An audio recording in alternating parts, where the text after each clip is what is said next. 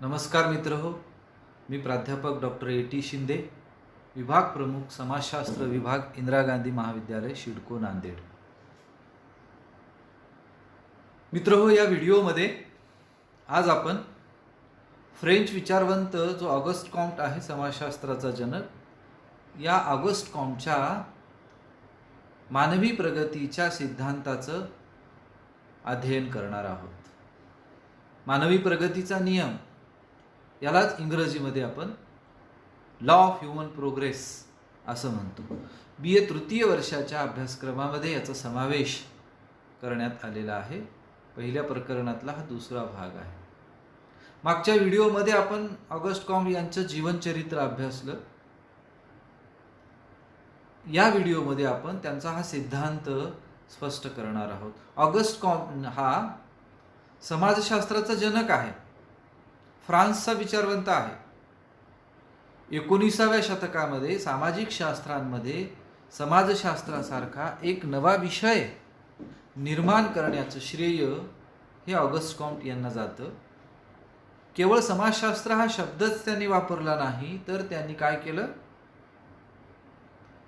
समाजशास्त्राचा जो अभ्यास विषय आहे तो निश्चित केला. त्याला सामाजिक स्थितीशास्त्र आणि गतिशास्त्र या दोन शाखा सुद्धा त्यांनी सांगितलेल्या आपल्याला पाहावयास मिळतात. या व्हिडिओमध्ये आपण त्यांच्या मानवी प्रगतीचा नियम अभ्यासणार आहोत. हा अभ्यासच असताना याला काही पर्यायी शब्द देण्यात आलेले आहेत. काही ग्रंथांमध्ये याला 3 अवस्थांचा सिद्धांत असं म्हटलेले आहे. काही ग्रंथांमध्ये ऑगस्ट कॉम्ट यांच्या मानवी प्रगतीच्या 3 अवस्था असंही म्हटलं गेलेलं आहे. तर काही ग्रंथांमध्ये आपल्याला पाहायला मिळतं की याला मानवी बौद्धिक विकासाच्या अवस्था सुद्धा म्हटलं गेलेलं आहे. आणि म्हणून एकंदरीत मराठी पुस्तकांमध्ये जरी वेगवेगळे शब्द वापरले असले तरी आपण लॉ ऑफ ह्युमन प्रोग्रेस हा इंग्रजी मूळ शब्द लक्षात ठेवणं आवश्यक आहे. ऑगस्ट कॉम्ट यांच्या या सिद्धांतामध्ये प्रस्तावनेच्या स्वरूपामध्ये आपण काही मुद्द्यांचं विश्लेषण करणं आवश्यक आहे. ऑगस्ट कॉम्ट यांनी मानवी प्रगतीचा नियम सांगितला. समाजशास्त्राला ऑगस्ट कॉम्टनी मानवी प्रगतीचा सिद्धांत स्पष्ट करून एक महत्त्वपूर्ण अशा प्रकारची असामान्य स्वरूपाची देणगी दिलेली आहे. ऑगस्ट कॉम्टचा जन्म 1798 रोजी झाला, आपल्याला सगळ्यांना ज्ञात आहे. वयाच्या 24व्या वर्षी म्हणजेच इसवी सन 1822 साली ऑगस्ट कॉम्ट यांनी मानवी प्रगती कोणत्या पद्धतीने झाली याविषयीचं विश्लेषण करणारा हा सिद्धांत मांडलेला आहे. हा सिद्धांत मांडत असताना त्यांनी मानवी विचाराच्या, मानवी बुद्धीच्या विकासाच्या 3 अवस्था स्पष्ट केलेल्या आहेत. एकंदरीत ऑगस्ट कॉम्ट यांच्या विचारांचा प्रारंभ हा या 3 अवस्थांच्या सिद्धांतापासून झालेला आपल्याला पाहावयास मिळतो. ऑगस्ट कॉम्टने मानवी प्रगतीचा नियम सांगत असताना मानवाची प्रगती कोणत्या प्रकारे झाली, कशी झाली, मानवी बुद्धीचा विकास कसा झाला, माणूस विचार करण्याच्या कोणत्या टप्प्यांमधून आजपर्यंत आलेला आहे, याविषयीचं विश्लेषण, याविषयीचा विचार ऑगस्ट कॉम्ट यांनी या सिद्धांतामध्ये मांडलेला आपल्याला पाहावयास मिळतो. मानवाच्या विचार करण्याच्या शक्तीमध्ये हळूहळू वाढ होते, टप्प्याटप्प्याने वाढ होते. एका अवस्थेतून दुसऱ्या अवस्थेत, दुसऱ्या अवस्थेतून तिसऱ्या अवस्थेत मानवाच्या विचार करण्याच्या शक्तीत वाढ होत गेलेली आहे. अशा प्रकारचा सिद्धांत त्यांनी हा मांडलेला आहे. मनुष्याचा आणि समाजाचा विकास स्पष्ट करणाऱ्या या मानवी प्रगतीच्या 3 अवस्था आहेत. मनुष्याच्या बुद्धीचा विकास कसा झाला आणि समाजाचा विकास कसा झाला याविषयीच्या निरनिराळ्या अवस्था, विकासाचे टप्पे ऑगस्ट कॉम्टनी सांगितलेले आपल्याला पाहावयास मिळतात. ऑगस्ट कॉम्ट असं म्हणतो की समाजाचा विकास हा एकानंतर एक अशा क्रमशः अवस्थांमधून झालेला आहे, अशा क्रमशः अवस्थांमधून होतो. आणि म्हणून ऑगस्ट कॉम्टनी हा मानवी प्रगतीचा नियम सांगत असताना ज्या अवस्था सांगितलेल्या आहेत त्या एकूण 3 आहेत. एकूण अवस्था किती आहेत? 3 आहेत. त्या 3 अवस्था म्हणजे पहिली अवस्था आहे धार्मिक अवस्था, दुसरी अवस्था आहे तात्विक अवस्था, तिसरी अवस्था आहे प्रत्यक्षवादी अवस्था. या 3 अवस्था त्यांनी सांगितलेल्या आहे आणि म्हणून 3 अवस्थांचा सिद्धांत असं या सिद्धांताला म्हटलं जातं. ऑगस्ट कॉम्टनी या 3 अवस्था सांगत असताना जी पहिली अवस्था स्पष्ट केली आहे ती आहे धार्मिक अवस्था. याच अवस्थेला काल्पनिक अवस्था असं देखील म्हटलं जातं. याच अवस्थेला ईश्वरशास्त्रीय अवस्था देखील म्हटलं जातं. ही ऑगस्ट कॉम्टच्या 3 अवस्थांच्या सिद्धांतातील पहिली अवस्था आहे. अनेक पर्यायी शब्द असल्यामुळे विद्यार्थ्यांच्या मनामध्ये गोंधळ निर्माण होऊ शकतो. त्यामुळे आपण नीट लक्षात घ्या. ऑगस्ट कॉम्ट यांनी मानवी प्रगतीचा सिद्धांत सांगत असताना ज्या 3 अवस्था सांगितलेल्या आहेत त्यातली पहिली अवस्था आहे धार्मिक अवस्था. याच अवस्थेला काल्पनिक अवस्था किंवा ईश्वरशास्त्रीय अवस्था असं देखील म्हटलेलं आहे. या अवस्थेतल्या मनुष्याच्या विचार करण्याच्या शक्तीमध्ये वाढ झालेली नसते. त्याचा बुद्धीचा विकास झालेला नसतो. मनुष्य विचार करत नसतो. त्याचा विचाराच्या सुरुवातीचा हा कालखंड असतो. कॉम्टने असं म्हटलंय की या अवस्थेतल्या मनुष्याच्या विचार करण्याच्या शक्तीमध्ये म्हणजेच बुद्धीमध्ये कुठल्याही प्रकारची वृद्धी झालेली नसते. परंतु त्याच्या अवतीभोवती निसर्गात आणि समाजात सातत्याने घटना घडत असतात. या घटनांना त्या मानवाला सामोरं जावं लागत असतं आणि मग अशा घटनांच्या संदर्भामध्ये निसर्गात घडणाऱ्या घटना आणि समाजामध्ये घडणाऱ्या घटना यांच्याबद्दल प्रारंभी मनुष्य विचार करायला लागतो. हीच मनुष्याच्या बुद्धीच्या विकासाची ही पहिली अवस्था आहे. तो काय करतो? निसर्गात घडणाऱ्या ज्या घटना आहेत किंवा समाजामध्ये ज्या घडणाऱ्या घटना आहेत या घटनांचं कारण शोधण्याचा प्रयत्न करतो. त्या संबंधी तो विचार करायला लागतो. कॉम्ट असं म्हणतात की विश्वामध्ये ज्या घटना घडतात त्याबद्दल, समाजामध्ये ज्या घटना घडतात त्याबद्दल जेव्हा माणूस विचार करतो तेव्हा त्याचं कारण जेव्हा शोधतो तेव्हा त्याच्या लक्षात येतं प्रारंभीच्या अवस्थेत, पहिल्या अवस्थेत, की या घटनांच्या पाठीमागे कुठली तरी एखादी अलौकिक शक्ती आहे. या घटना ज्या घडता आहेत किंवा या घटनांचं वस्तूंचं जे अस्तित्व आहे या अस्तित्वाच्या आणि या घटना घडवण्याच्या पाठीमागे कोणती तरी अलौकिक शक्ती आहे आणि म्हणून या सर्व घटनेत किंवा वस्तूत कोणती तरी अलौकिक शक्ती अस्तित्वात असल्याचा विचार तो करायला लागतो आणि या अलौकिक शक्तीमुळेच तिच्या इच्छेनुसार या सर्व घटना घडतात किंवा या घटनांचं अस्तित्व आहे आणि म्हणून प्रत्येक घटनेच्या पाठीमागे अलौकिक शक्ती हे कारण आहे. या अद्भुत अशा दैवी शक्तीमुळेच या घटना घडत असतात असा या पहिल्या अवस्थेत माणूस विचार करतो.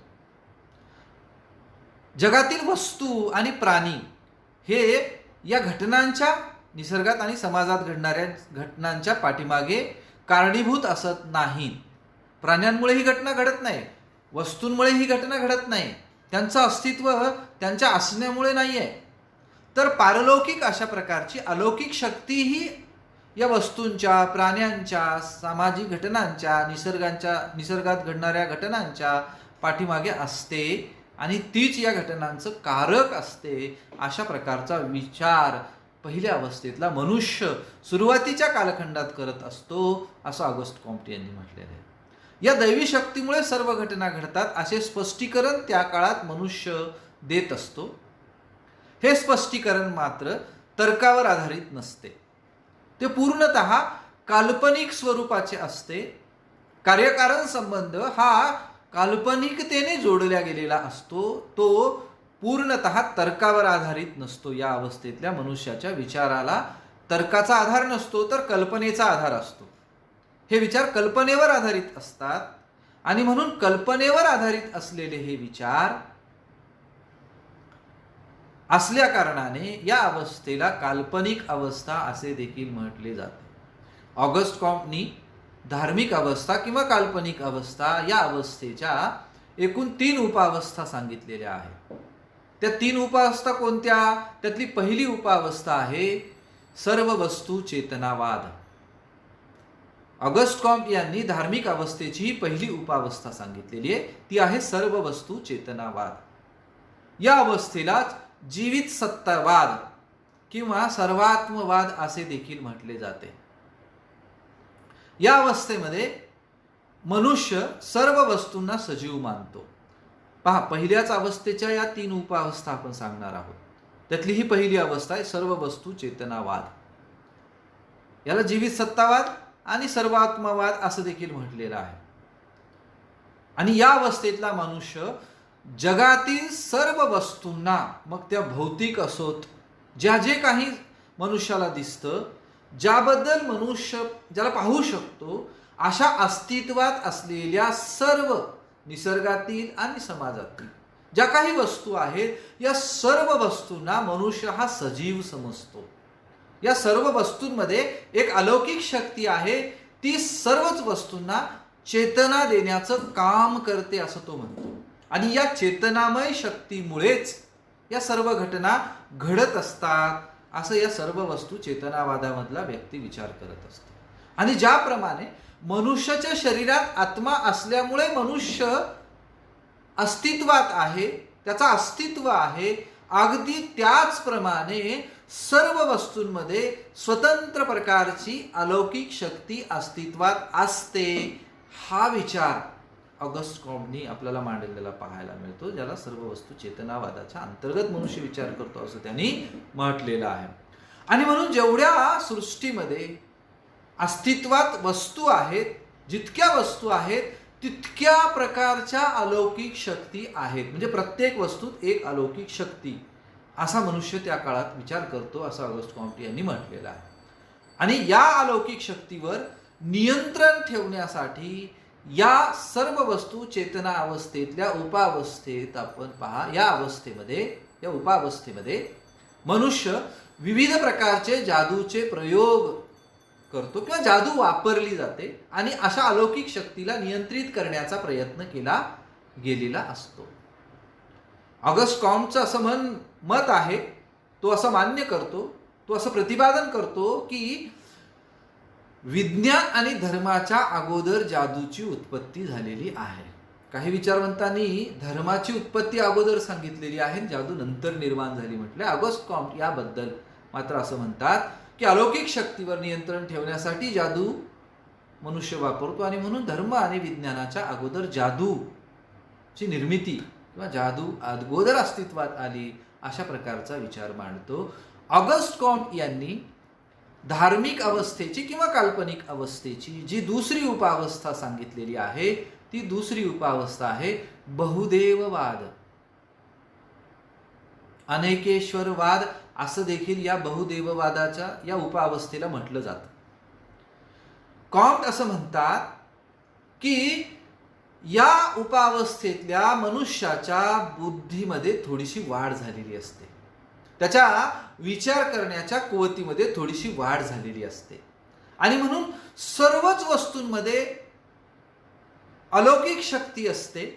प्रत्येक वस्तूत स्वतंत्र अलौकिक शक्ती असते आणि म्हणून जेवढ्या वस्तू आहेत, जितक्या वस्तू आहेत तितक्या अलौकिक शक्ती आहेत. या विचारामुळे त्याच्या मनामध्ये गोंधळ निर्माण होतो, त्याचं मन असंघटित होतं, व्यक्ती भ्रमामध्ये जातो आणि अशा प्रकारच्या गोंधळामुळे त्याला सर्व वस्तूंमध्ये अलौकिक शक्ती असते आणि ती स्वतंत्र असते, प्रत्येक वस्तूत वेगळी अलौकिक शक्ती असते. हा जो विचारांचा खोटेपणा आहे या दुसऱ्या उपावस्थेत मनुष्याच्या लक्षात येतो आणि मनुष्याच्या लक्षात आल्यामुळे तो आपल्या बुद्धीच्या जोरावर चिंतन करायला लागतो. त्याची बुद्धी ही चिंतनशील अधिक बनते आणि मग तो मनुष्य समान गुणलक्षणांच्या आधारावर विशिष्ट वस्तूंचे समूह करायला लागतो आणि समान गुणलक्षणांच्या आधारावर समूह केल्यानंतर एका प्रकारच्या वस्तूंच्या समूहामध्ये एक अलौकिक शक्ती असते, असे या काळातील मनुष्य विचार करतो, असं ऑगस्ट कॉम्ट यांनी म्हटलेलं आहे. नीट लक्षात घेतला पाहिजे. थोडासा सूक्ष्म फरक आपल्याला या उपअवस्थांमध्ये पाहायला मिळतो. पहिल्या उपअवस्थेत तो जेवढ्या वस्तू आहेत तेवढ्या स्वतंत्र अलौकिक शक्ती आहेत असं म्हणतोय. दुसऱ्या उपअवस्थेतल्या माणसाच्या विचार करण्यात थोडीशी वाढ झाल्यामुळे तो वस्तूंचे समान गुणलक्षणांच्या आधारावर समूह करतो आणि त्या सर्व वस्तूंमध्ये एक अलौकिक शक्ती आहे, अशा प्रकारची धारणा मनुष्याची होते. आणि म्हणून एका प्रकारच्या वस्तूच्या समूहात एक अलौकिक शक्ती असते असा तो विचार करतो. मनुष्याच्या जीवनाचे निरनिराळे पैलू पाडले जातात, वेगवेगळे भाग केले जातात. मनुष्याच्या जीवनाचे वर्गीकरण तो करतो आणि या प्रत्येक पैलूशी, प्रत्येक भागाशी, जीवनाच्या प्रत्येक क्षेत्राशी संबंधित एक देव आहे असा तो विचार करायला लागतो आणि तो देव म्हणजे अलौकिक आहे. बरं का? या अन्वयाने आपण असं म्हणू शकतो की पाऊस पाडणारा देव वेगळा, संकट आणणारा देव वेगळा, संकटाचा नाश करणारा देव वेगळा. निसर्गात आणि समाजामध्ये जी काही संकट येतात, संकट या समान गुणलक्षणाच्या आधारावर तो असं म्हणतो की या काळातील माणूस विचार करतो की जी काही संकट येत आहेत मनुष्याच्या जीवनात, समाजामध्ये घडणाऱ्या घटनांच्या पाठीमागे किंवा निसर्गामधील येणारी घटना, त्या सर्व घटनांच्या पाठीमागे, संकटांच्या पाठीमागे एकच देव आहे. म्हणजे समूह केला. संकटांचा नाश करणारा देव वेगळा. आणि म्हणून या कालखंडामध्ये सर्व वस्तू चेतनावाद मागे पडून काय होतं, मनुष्याच्या बुद्धीमध्ये थोडीशी वाढ झाल्यामुळे तो अनेक देवांवर विश्वास करतो आणि म्हणून अनेक देवांवर विश्वास करणाऱ्या या उपावस्थेलाच त्यामुळे अनेकेश्वरात असं देखील म्हटलं जातं. ही पहिल्या धार्मिक अवस्थेची दुसरी उपावस्था आपल्याला या पद्धतीने स्पष्ट करता येते.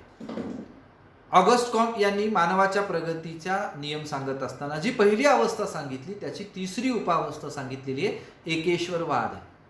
त्यालाच अद्वैतवाद असं देखील म्हणता येतं. पहा, धार्मिक अवस्थेच्या 3 उपावस्थांमधली ही तिसरी अवस्था आहे. पहिल्या अवस्थेत सर्व वस्तूत शक्ती असते असं त्यांनी बुद्धीचा विकास न झाल्यामुळे म्हटलेले माणसाने.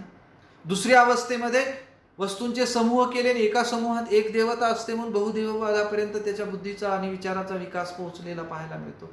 परंतु पुढच्या टप्प्यामध्ये मनुष्य जेव्हा अधिक विचार करायला लागतो तेव्हा त्याच्या मनामध्ये बहुदेववादाच्या विचारामुळे सुद्धा गोंधळ निर्माण होतो.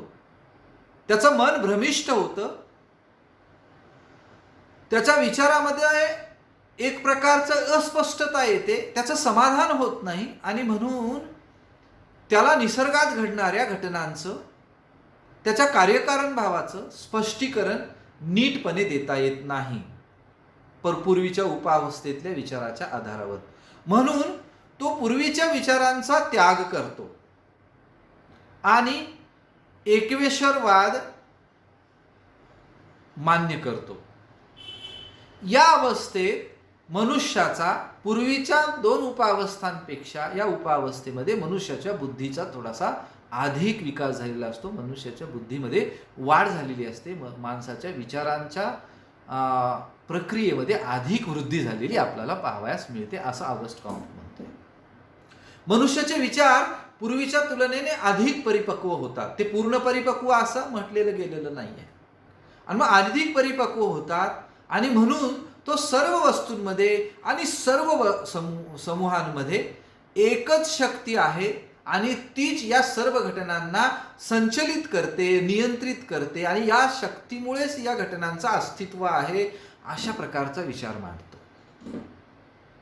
मनुष्य सर्व वस्तूंमध्ये, सर्व समूहांमध्ये जे काही आहे त्या पाठीमागे एकमेव अशा प्रकारची अलौकिक शक्ती कारणीभूत आहे ही धारणा या कालखंडातल्या मनुष्याची होते.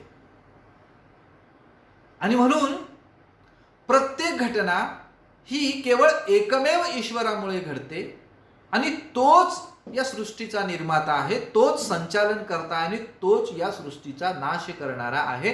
तो एकमेव अद्वितीय आहे, एकमेव आहे.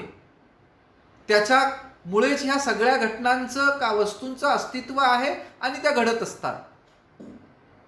असा विचार मनुष्य या कालखंडामध्ये करतो, असं ऑगस्ट कॉम्ट यांनी म्हटलेलं आहे. याप्रमाणे एकाच ईश्वरावर या कालखंडातील मनुष्य विश्वास ठेवतो, एकेश्वरवाद. आणि म्हणून या अवस्थेला एकेश्वरवाद असं म्हटलं गेलेलं आहे. या अवस्थेतला मनुष्य या अलौकिक शक्तीला, एका ईश्वराला देहधारी मानतो आणि अशा देहधारी ईश्वराची पूजा करतो या कालखंडातील मनुष्य, असं ऑगस्ट कॉम्ट यांनी म्हटलेलं आहे. धार्मिक अवस्था मानवी प्रगतीच्या 3 अवस्थांमधली जी पहिली अवस्था आहे ती या ठिकाणी आपल्याला संपते. याच्या 3 उपावस्था आपण पाहिलेल्या आहेत. ऑगस्ट कॉम्ट यांनी मानवी प्रगतीचा नियम किंवा मानवी विकासाच्या, बुद्धीच्या विकासाच्या 3 अवस्थांमध्ये जी दुसरी अवस्था सांगितलेली आहे विद्यार्थी मित्र हो, ती आहे तात्विक अवस्था किंवा आध्यात्मिक अवस्था. याच अवस्थेला ऑगस्ट कॉम्ट यांनी अमूर्त अवस्था देखील म्हटलेलं आहे. पहा, म्हणजे या दुसऱ्या प्रमुख उपावस्थेला 3 नावं आहेत: तात्विक अवस्था, आध्यात्मिक अवस्था, अमूर्त अवस्था. जेव्हा स्पर्धा परीक्षा आपण देऊ तेव्हा हे सगळी पर्यायी नावं आपल्याला गोंधळात टाकू शकतात. परीक्षेत लिहिताना सुद्धा आपल्याला याचा बारीक सूक्ष्म अभ्यास करून, अध्ययन करून याच्यावर विचार करावा लागतो. पहिली अवस्था धार्मिक अवस्था, दुसरी अवस्था आहे तात्विक अवस्था किंवा आध्यात्मिक अवस्था किंवा अमूर्त अवस्था. ऑगस्ट कॉम्टनी ही मानवी प्रगतीची तिसरी अवस्था सांगितलेली आहे. ही अवस्था काय आहे? मानवी प्रगतीची ही दुसरी अवस्था पहिल्या अवस्थेला आणि तिसऱ्या अवस्थेला जोडणारी कडी आहे. ती या दोन्ही अवस्थेचा दुवा आहे, या दोन्ही अवस्थांना सांधणारी आहे. एवढंच नाही तर मनुष्याच्या बुद्धीच्या विचार करण्याच्या वाढीमुळे ही धार्मिक अवस्थेचा परिणाम आहे असं देखील आपल्याला म्हणता येतं. धार्मिक अवस्थेची थोडीशी सुधारित आवृत्ती आहे. धार्मिक अवस्थेतल्या विचार करण्याच्या शक्तीत वाढ झाल्यामुळे, थोडीशी सुधारणा झाल्यामुळे तात्विक अवस्थेला आपल्याला धार्मिक अवस्थेची सुधारित आवृत्ती देखील म्हणता येतं.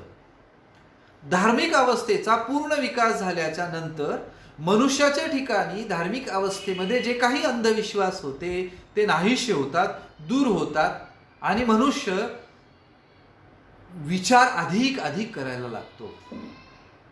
पहिल्या विचारांचा धार्मिक अवस्थेतल्या तो त्याग करतो आणि विचार करण्याच्या मनुष्याच्या जी पद्धती आहे त्यामध्ये अधिक अधिक वाढ होत जाते. ईश्वर या संकल्पनेचा या अवस्थेतला मनुष्य त्याग करतो. तो तर्कयुक्त उत्तर शोधण्याचा प्रयत्न करतो, तर्कयुक्त उत्तराची अपेक्षा करतो आणि विश्वाचे मूळ शोधण्याचा तो प्रयत्न करतो. परंतु हा प्रयत्न काल्पनिकतेच्या आधारावर करत नाही, धार्मिकतेच्या आधारावर करत नाही. कारण धार्मिक अवस्थेमध्ये जो ईश्वर मूर्त आहे, देहधारी असं म्हटलेलं आहे, तो या अवस्थेतला मनुष्य विचाराच्या पद्धतीत वाढ झाल्यामुळे तो ईश्वर मूर्त आहे हे अमान्य करतो, तो देहधारी आहे हे अमान्य करतो आणि या सृष्टीत ज्या घटना घडतात त्या घटनांच्या पाठीमागे एक अदृश्य शक्ती आहे. ही शक्ती त्या वस्तूत असत नाही तर ती तिच्यापासून वेगळी असते असा विचार करायला लागतो. आणि ही वेगळी असलेली, स्वतंत्र असलेली शक्ती, अदृश्य स्वरूपाची शक्ती, जी दिसत नाही अशी शक्ती सर्व घटना घडवत असते. या शक्तीमध्ये निसर्गातील आणि समाजातील घटना घडवण्याची क्षमता असते असं या ठिकाणचा मनुष्य म्हणत असतो. आणि म्हणून या अवस्थेतला मनुष्य भावनिक दृष्ट्या या घटनांचा विचार करत असतो, तात्विक दृष्ट्या या घटनांचा विचार करत असतो आणि म्हणून अधिक कल्पनाशील या अवस्थेत तो राहत नाही, तर मनुष्य अधिक अधिक भावनाशील बनत जातो. तो ज्ञानाची सत्यता असत्यता निरीक्षणाच्या वस्तुनिष्ठतेच्या आधारावर तपासून पाहत नाही, परंतु काल्पनिकतेचा त्याग करतो. त्यामुळे त्याला एकतर अधिक अधिक तांत्रिक वस्तुनिष्ठ ज्ञान प्राप्त होत नाही आणि धार्मिकतेचा त्याने त्याग केल्यामुळे तो अधिक अधिक भावनाशील आणि तात्विक स्वरूपाचा विचार या कालखंडात करत असतो, असं ऑगस्ट कॉम्ट यांनी म्हटलेलं आहे. या ज्ञानामुळे त्याला त्याच्या समस्या सोडविता येत नाहीत. अवतीभोवती घडणाऱ्या घटनांचं निश्चितपणे त्याला एक समाधानकारक उत्तर शोधता येत नाही, कारण हे ज्ञान अपुरं ठरतं. घटना घडविणारी एखादी शक्ती आहे, परंतु तिच्याशी ती संबंधित नाही. ती कोणत्याही व्यक्तीशी संबंधित नाही आणि देवतेशी संबंधित नाही, तर ती स्वतंत्र आहे आणि सर्व घटना या अमूर्त शक्तीमुळेच घडतात. अशा प्रकारचा भावनिक विचार तो कळतो. या अवस्थेतला मनुष्य भावनेला अधिक प्राधान्य देतो, महत्त्व देतो. मनुष्य अधिक भावनिक असतो असं म्हटलं आणि कमीत कमी विवेकशील असतो. या अवस्थेमुळे व्यक्ती हा जुनी काल्पनिक अवस्था पूर्णतः त्यागू शकत नाही या अवस्थेतला व्यक्ती, आणि ही जी दुसरी तात्विक अवस्था आहे त्याला मोडता सुद्धा येत नाही. परंतु एक मात्र निश्चित, या अवस्थेतल्या मनुष्याच्या विचार करण्याच्या शक्तीमुळे वैज्ञानिक अवस्था निर्माण होण्याचा मार्ग हा मोकळा झाला, सुलभ झाला, असं ऑगस्ट कॉम्टनी म्हटलेलं आहे. आणि ऑगस्ट कॉम्ट यांनी मानवी विकासाच्या 3 ज्या अवस्था सांगितलेल्या आहेत त्यातली शेवटची आणि तिसरी अवस्था सांगितलेली प्रत्यक्षवादी किंवा वैज्ञानिक अवस्था, ही मानवाच्या चिंतनाची आणि प्रगतीची तिसरी अवस्था आहे, असे ऑगस्ट कॉम्ट यांनी म्हटलेले आहे. वैज्ञानिक अवस्थेमध्ये म्हणजेच या प्रत्यक्षवादी अवस्थेमध्ये मनुष्य कल्पना आणि भावनेचा त्याग करतो. निसर्गातल्या घटनांचं उत्तर काल्पनिकतेच्या आधारावर शोधत नाही आणि भावनिकतेच्या आधारावर सुद्धा तो शोधत नाही, तर काय करतो, कल्पना आणि भावनात्मक स्पष्टीकरणाने त्यांनी जे काही या घटनांचे कार्यकारण संबंध शोधताना उत्तरं मिळवलेली होती, जे स्पष्टीकरण त्याला प्राप्त झालं होतं, त्यांनी जो विचार केला होता, त्या विचाराने, त्या स्पष्टीकरणाने, त्या उत्तरांनी या कालखंडातील व्यक्तीचं समाधान होत नाही, असं ऑगस्ट कॉम्ट यांनी म्हटलेलं आहे. कारण काल्पनिकतेच्या आधारावर आणि तात्विकतेच्या आधारावर, त्या ज्ञानाच्या आधारावर मनुष्याला समाजातील, त्याच्या जीवनातील कोणत्याही समस्या सोडविता येत नाही. त्या समस्यांचं समाधान त्याला होत नाही, त्या समस्या त्याला नाहीशा करता येत नाही. आणि म्हणून तो तार्किकतेच्या आधारावर विचार करायला लागतो आणि तर्कयुक्त विचारांचा या अवस्थेत अधिक अधिक विकास झालेला पाहायचा. मनुष्याच्या तर्कयुक्त विचार करण्याच्या पद्धतीत वाढ झालेली पाहायला मिळते. आणि या अवस्थेतला मनुष्य काल्पनिकतेचा आणि भावनिकतेचा पूर्णतः त्याग करतो. त्यांचा मुळीच त्यांना आपला मानवी बुद्धीच्या विकासामध्ये तो स्थान देत नाही. मनुष्य केवळ अशाच निष्कर्षांचा स्वीकार करतो की ज्याला तो तर्काच्या आधारावर आणि निरीक्षणाच्या आधारावर स्पष्ट करू शकतो. जे त्याला पाहता येतं, जे दिसतं, ज्याला अनुभवता येतं, अशाच प्रकारच्या वस्तूंवर, घटनांवर तो विश्वास ठेवतो. मनुष्य या कालखंडामध्ये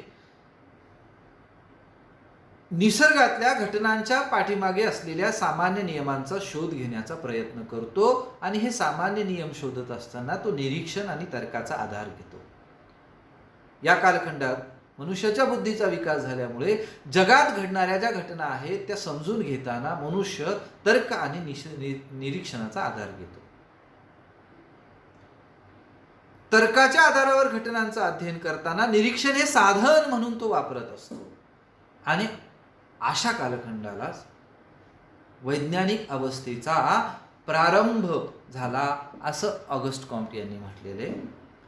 तर्क व वास्तविक माहिती मिळवता येते. तर्क व वास्तविक माहितीच्या आधारावर ज्ञानाचं संकलन करता येतं आणि जगात ज्या काही घटना घडतात त्या घटनेत निश्चित अशा प्रकारचा कार्यकारण संबंध असतो असा विचार या कालखंडात मनुष्य करतो. कार्यकारण संबंध म्हणजे काय? जे कार्य घडतं, जो परिणाम घडतो त्या पाठीमागे कारण असतं, कारक असतं. कारकाशिवाय परिणाम नाही. कोणताही परिणाम हा कारणाशिवाय होत नाही, घडत नाही. घटना ही कारण असल्याशिवाय विनाकारण घडत नाही. कार्यकारण संबंध. तर्क हा वैज्ञानिक अवस्थेचा आधार आहे. निरीक्षण हे साधन आहे. या अवस्थेत मनुष्याच्या ठिकाणी असलेले अंधविश्वास, धार्मिक विश्वास, कल्पना नष्ट होतात आणि तो तर्कयुक्त विचार करत असल्यामुळे तर्कयुक्त विवेकाला वैज्ञानिक अवस्थेमध्ये प्रारंभ झालेला असतो, प्रारंभ होतो. आणि म्हणून ज्याचे निरीक्षण करता येते, ज्याचे निरीक्षण होऊ शकते, त्याची तर्काच्या आधारावर सत्यता आणि असत्यता तपासून पाहता येते, याची जाणीव मनुष्याला या कालखंडामध्ये होते, या अवस्थेमधल्या मनुष्याला होते असं ऑगस्ट कॉम्टने म्हटलेलं आहे. ऑगस्ट कॉम्टचं असं देखील म्हणणं आहे की आत्तापर्यंत परिपूर्ण अशा प्रकारची वैज्ञानिक अवस्था आलेली नाही, निर्माण झालेली नाही. कारण आत्तापर्यंत कोणत्याही एकमेव सामान्य नियमाचा शोध लावण्यात मनुष्याला यश प्राप्त झालेलं नाही. या निसर्गात आणि समाजात घडणाऱ्या घटनांच्या पाठीमागे एकच एक सामान्य नियम आहे. तो शोधण्यात अजूनही व्यक्तीला यश आलेलं नाही. म्हणून परिपूर्ण अशा प्रकारची वैज्ञानिक अवस्था निर्माण झालेली नाही अशा प्रकारचं प्रतिपादन ऑगस्ट कॉम्टनी केलेलं आहे. जेव्हा मनुष्य जगात घडणाऱ्या सर्व घटनांचे संचालन करणाऱ्या कोणत्याही एकमेव नियमाचा शोध लावेल तेव्हा वैज्ञानिक विकासाच्या शेवटच्या व उच्च सीमेवर असलेल्या वैज्ञानिक अवस्थेचा तो कालखंड असेल असं ऑगस्ट कॉम्टने म्हटले. थोडक्यात काय की आजपर्यंत वैज्ञानिक अवस्था अस्तित्वात आलेली, परिपूर्ण वैज्ञानिक अवस्था प्राप्त झालेली नाही समाजामध्ये. कारण विचार अजूनही व्यक्ती करतोय, बुद्धीची वाढ होण्यास अजूनही वाव आहे आणि त्यामुळे परिपूर्ण वैज्ञानिक अवस्था तेव्हाच निर्माण होईल जेव्हा निसर्गात घडणाऱ्या घटनांचे संचालन करणारा एकमेव नियम मनुष्य शोधून काढेल, तेव्हाच वैज्ञानिक अवस्था ही परिपूर्ण वैज्ञानिक अवस्था ठरेल. अशा प्रकारचं प्रतिपादन या 3 अवस्थांचा सिद्धांत मांडताना ऑगस्ट कॉम्ट यांनी केलेला आहे. ऑगस्ट कॉम्टनी आपल्या 3 अवस्थांच्या सिद्धांतापासूनच सामाजिक घटनांचं वैज्ञानिक चिंतन करण्याला सुरुवात केलेली पाहावयास मिळते. आणि या 3 अवस्थांच्या पाठीमागे बेसिक जे सूत्र आहे ते सामाजिक उत्क्रांतीचं सूत्र आहे. आणि म्हणून अशा क्रमशः विकास होणाऱ्या 3 अवस्था देखील विचारवंतांच्या टीकेचं लक्ष ठरल्या. ऑगस्ट कॉम्टच्या 3 अवस्थांच्या सिद्धांतावर देखील टीका करण्यात आली. या टीकेचा आणि या 3 अवस्थांचं जे महत्त्व आहे या संबंधी या सिद्धांताचं मूल्यमापन आपल्याला करावं लागतं. त्याशिवाय हा सिद्धांत परिपूर्ण होत नाही. आणि मित्रहो, यावर प्रश्न विचारल्यानंतर ऑगस्ट कॉम्टच्या 3 अवस्था लिहिणं आवश्यक तर आहेच, परंतु मूल्यमापन हा एक मुद्दा आपण अंतर्भूत करून उत्तर लिहिलं पाहिजे. त्याशिवाय हा पूर्ण सिद्धांत होणार नाही हे लक्षात घ्या. ऑगस्ट कॉम्टनी काय म्हटलं की मानवी समाजाचा विकास हा क्रमाक्रमाने झालेला आहे. या अवस्था क्रमाक्रमाने घडतात. पहिली अवस्था, दुसरी अवस्था, तिसरी अवस्था. धार्मिक अवस्था, अमूर्त किंवा तात्विक अवस्था आणि वैज्ञानिक किंवा प्रत्यक्षवादी अवस्था, अशा 3 अवस्था सांगितलेल्या आहेत. त्याने स्वतः नंतरच्या काळात मात्र प्रारंभी तो असं म्हणाला की मनुष्याच्या बुद्धीचा विकास, समाजाचा विकास विचार करण्याचा विकास हा क्रमशः होतो, एकानंतर दुसरी अवस्था, दुसऱ्यानंतर तिसरी अवस्था, असा क्रमशः विकास होतो असं म्हटलं. परंतु ऑगस्ट कॉम्ट स्वतःच हे मान्य करतो की एकानंतर दुसरी अवस्था अशी क्रमाक्रमाने येत नाही, तर एकाच वेळेस या तिन्ही अवस्थांचं अस्तित्व आपल्याला पाहावयास मिळतं. या तीन अवस्था स्वतंत्रपणे आपल्याला समाजात दिसून येत नाही.